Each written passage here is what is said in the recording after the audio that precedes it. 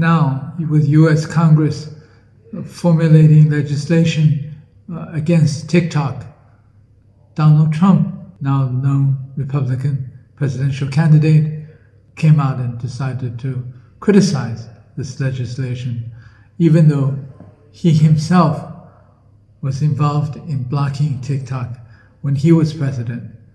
Now, this is interesting. Why is it now okay to criticize the legislation and oppose it and support TikTok as it stands in the US market today? I think, of course, this is politics. It is just basically, number one, it's a show. With his election campaign, anything that the Democrats are in support of, and in this case, Biden is in support of this legislation, he will criticize it. He will make a show of it. The other part is, I think, TikTok has become really significant with 170 million users in the United States. It's become a significant political force. Mr. Trump has not been known as having had a lot of supporters among the youth, among the younger population. And this is where TikTok is strongest. So he may be able to pick up some supporters along these lines.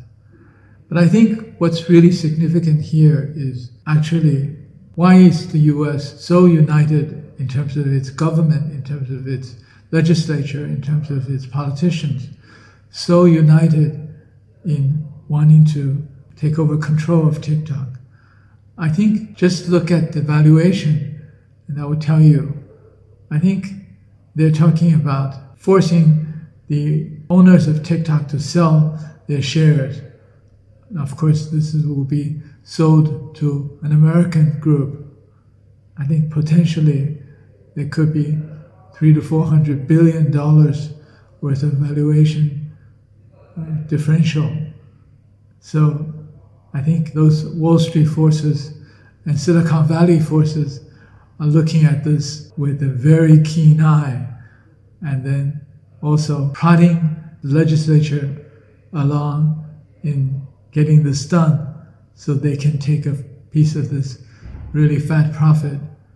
I think we're really talking about hundreds of billions of dollars in terms of this, the buyers having to pay and the actual market value of TikTok.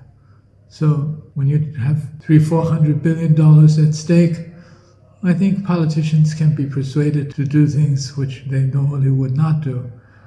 So I think there's a lot of monetary issues here, or financial issues here. It's not just plain politics anymore, or ultimately politics is about money as well, in America especially.